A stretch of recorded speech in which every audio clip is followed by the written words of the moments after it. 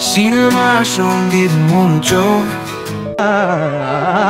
खेत की गुलाब जो है चंपक बन फूले। সঙ্গীতের ইতিহাসে এমন কিছু গান আছে যেগুলো শুধু শোনার জন্যই নয়, বরং অনুভব করার জন্য সৃষ্টি হয়েছিল। তেমনই এক গান কেতকী গোলাপ জুঁই।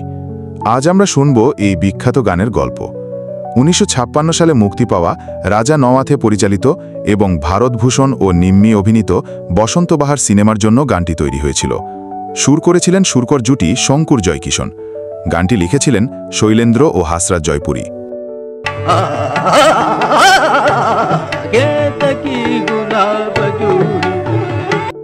সুরকার জুটি চেয়েছিলেন এমন এক সঙ্গীত যেখানে চলচ্চিত্র আর শাস্ত্রীয় সঙ্গীত হাত ধরাধরি করে চলবে। তাদের স্বপ্ন ছিল শ্রোতার হৃদয়ে এমন এক আলোড়ন তোলা যা যুগ যুগ ধরে অমলিন থাকবে।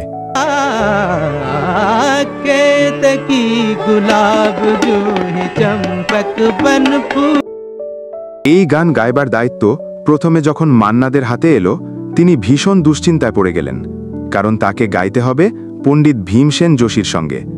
মান্নাদের নিজেই পরে বলেছিলেন, সম্পূর্ণ ভিডিওটা দেখতে নিচের রিলেটেড ভিডিওতে ক্লিক করুন, অথবা কমেন্ট বক্সে পুরো ভিডিওর লিঙ্ক পাবেন। আরও এমন ভিডিও পেতে সাবস্ক্রাইব করে আমাদের সাথে থাকুন।